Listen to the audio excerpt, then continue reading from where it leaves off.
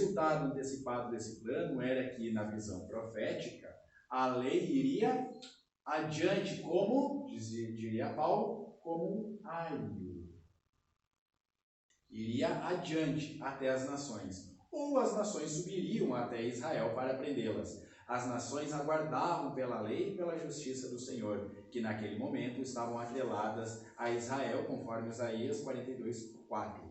Israel deveria ser luz para as nações. E aí podemos resumir, a lei então é uma espécie de mapa que ajudaria Israel a cumprir sua vocação de depender inteiramente da sabedoria de Deus, refletindo seu caráter no mundo e de preservar o espaço sagrado onde a presença divina se manifestaria na terra. Um mapa para ser de fato um modelo daquilo que era de fato um exemplo de um povo transformado por Deus, refletindo nas outras nações aquilo que os outros deveriam ser e não conseguem. No final das contas, nem Israel conseguiu. Por quê? Porque procuraram novamente viver na independência de Deus. Veja que novamente a lei está trazendo a vida a eles para que, ou mostrando que a vida está atrelada à dependência de Deus e a morte atrelada à independência de Deus. Por isso que a morte, que é essa separação, a separação que nós temos de algo ou de alguém que gera luto, né? Ela está sempre relacionada a uma quebra de relacionamento. A morte está relacionada a uma quebra de relacionamento. O pecado quebra relacionamento. E o salário do pecado é a morte. Porque tem um rompimento de relacionamento. A partir dessa retomada de relacionamento, nós temos vida e vida em abundância. O relacionamento com Deus nos traz vida. O rompimento desse relacionamento nos traz morte. O pecado, basicamente, é uma necessidade de independência do ser humano de Deus. É pecado fazer isso, é pecado fazer aquilo, por isso que a gente fala de intenção. Porque a intenção vai revelar muito mais do que a própria ação.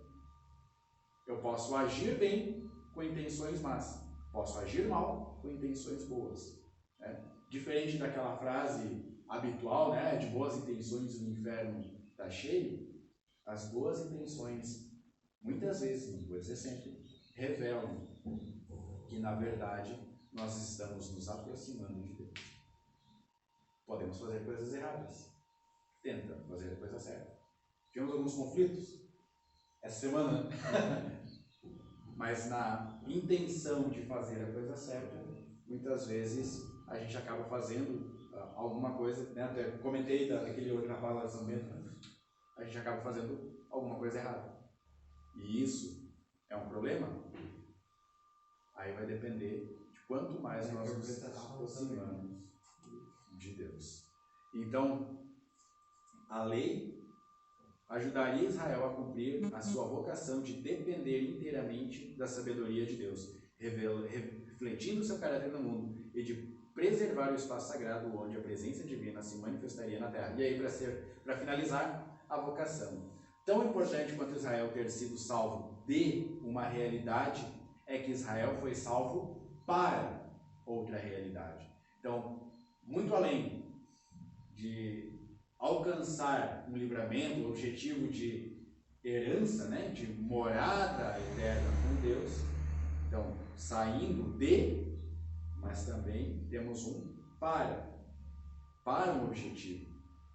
E quase funcionou, né? Quase. As nações eram temerosas quando se ouvia falar de Israel, né? As nações, até hoje Israel representa um grande medo para as outras nações se ela se levantar como...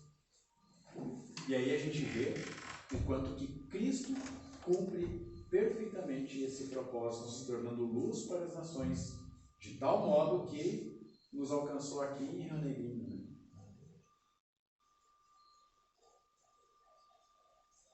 Então, da realidade do faraó para expressar quem Yahweh é perante as nações, a partir de uma vida de adoração centrada no tabernáculo, absolutamente fundamental no plano de Deus, de salvar toda a humanidade, restabelecendo ordem no universo, é a formação de um povo que refletirá a glória de Deus no mundo. Vejam quão importante é nós compreendermos todo esse princípio de salvação do Êxodo para entendermos o princípio de salvação lá do Novo Testamento. Que história esses evangelistas estão contando? Vejam que estamos fazendo todo um percurso, todo um caminho, até chegar lá nos evangelistas de fato. Mas vejam quanta coisa que nós vamos comunicando, vamos falando, que já está refletindo a tudo que nós já conhecemos lá no Novo Testamento. E o quanto que isso reflete na história, nas nossas histórias, na nossa vida enquanto igreja. E lembrando, né, Robson, que nós não estamos costurando, nós somos parte. Né? Nós somos partes dessa história nossa. Fazemos parte dessa história, do plano redentivo de Deus. Amém? Nós estamos um tantinho. Vamos colocar de pé?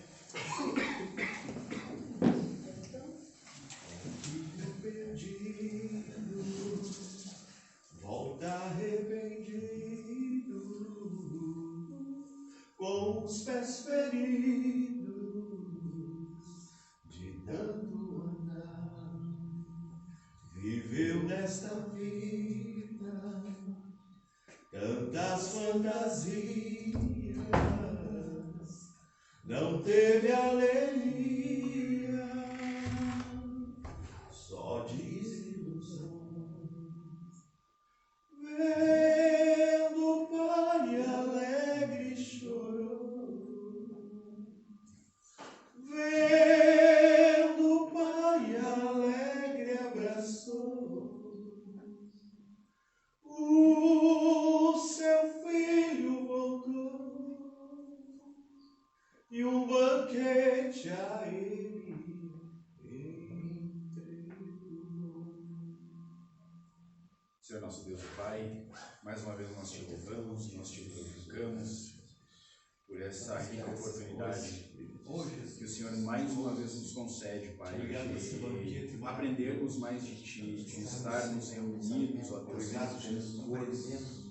para Te adorar, para Te exaltar, para Te render graças, ó Deus, que tudo quanto viermos a aprender venha permanecer em nossos corações, que possamos, ó Deus Santo, estar cada vez mais presentes, mais próximos de Ti. Seja conosco, nossa alma vai abençoe as entusiasmada, nossas o nosso coração mais desejoso de servir. Deus, clareie em nós essas verdades que foram ditas nessa manhã, a ponto, Senhor, de degustar. Sentimos o gosto da Tua palavra, Senhor. Por isso que nós te o nosso paladar, a nossa alma, e a realidade desse evangelho, nós andamos nessa história, não apenas como curiosos, Senhor, mas como Jesus, participantes.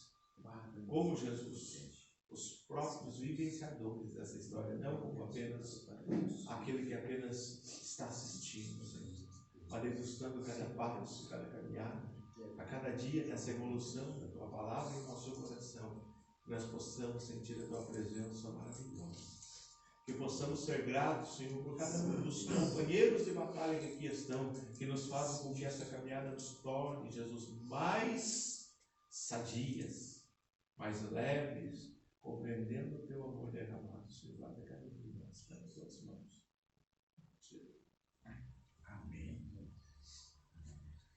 Então, até semana que vem, querendo Deus, e conto com a presença e a participação de todos de novo. Amém? Deus abençoe. Café para continuar. Quem vai dizer mais para continuar?